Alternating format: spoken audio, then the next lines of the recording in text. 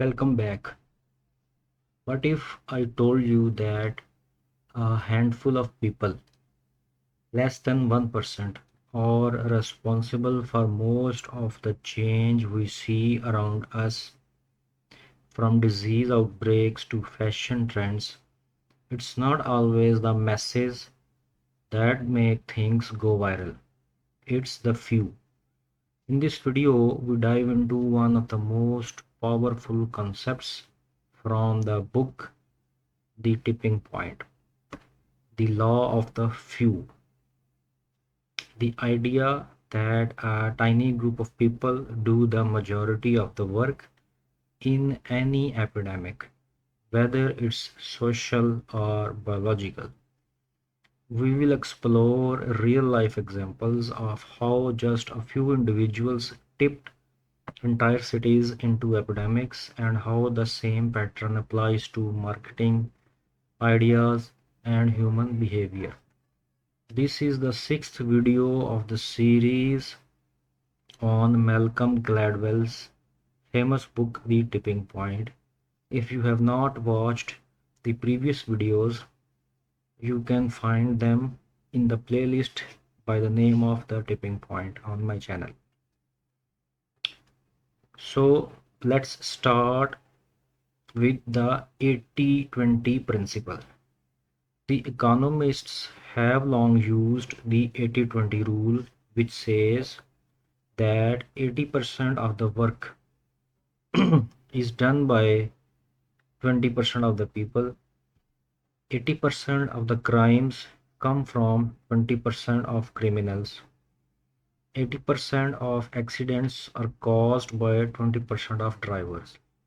80% of beer is drunk by 20% of drinkers. But when it comes to epidemics, this idea becomes even more extreme. Gladwell says it's not just 20%, sometimes it's only a few dozen people who cause the tipping point. Let's look at a real case, the gonorrhea case study. In Colorado Springs, epidemiologist John Potteret studied a gonorrhea outbreak. It was a disease specifically related to sexual activities. Over 6 months, the city's public health clinic treated hundreds of cases. But Potteret discovered something shocking. What he discovered that half the cases came from just 4 neighborhoods, only 6% of the city. Within that 6%, half the people were socializing in the same 6 bars. He interviewed 768 people. 600 of them were non-transmitters. They did not pass the disease on, but 168 people were responsible for spreading it to 2, 3, even 5 others each. Out of over 100,000 people in the city, just 168 were behind the tipping point. That's the law of the few in action.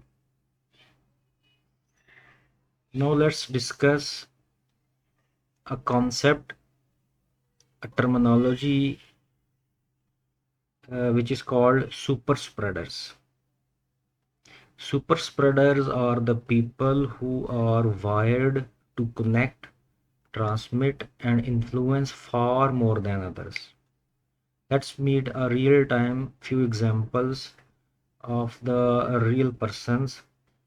The first person was Darnell McGee. He also known as Boss Man, from East St. Louis. He was tall, charming, smooth talking skater.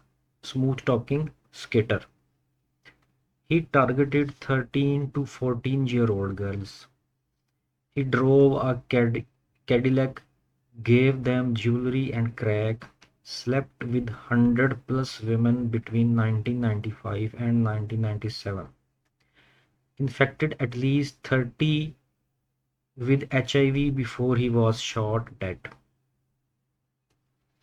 The second person was Nushawn Williams from Jamestown, New York. He was charismatic drug smuggler from the Bronx. He juggled multiple girlfriends, hosted wild parties. He moved between apartments, manipulated young women, infected at least 16 girls with HIV. The third person was Patient Zero, Gaëtan Dugas, a French-Canadian flight attendant. He had 2,500 plus sexual partners across North America. He linked to 40 of the earliest AIDS cases in California and New York. These individuals were not typical. They have radically different lifestyles, high activity levels, and extremely wide networks. They are what epidemiologists call super spreaders. They do the work of hundreds or hundreds of others in an epidemic.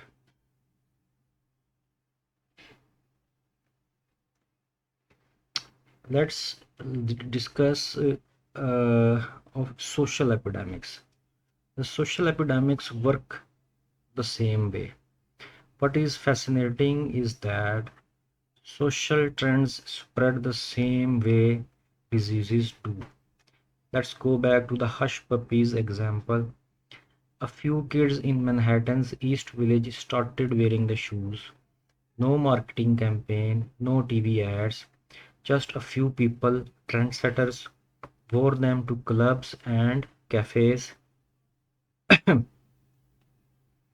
Others saw them, admired them, and copied.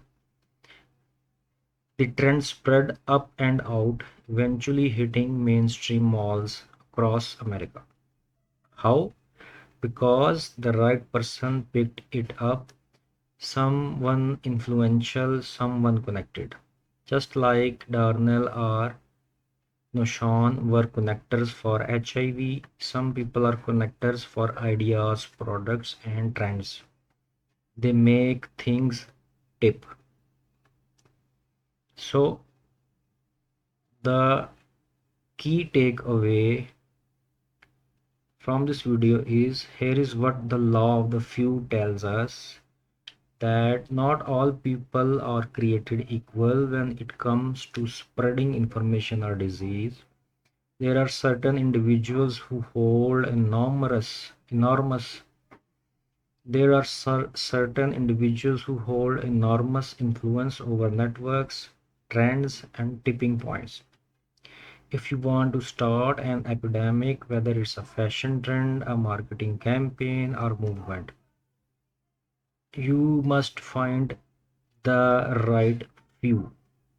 This applies across fields. In business, target early adopters and influencers. In public health, track and intervene with super spreaders.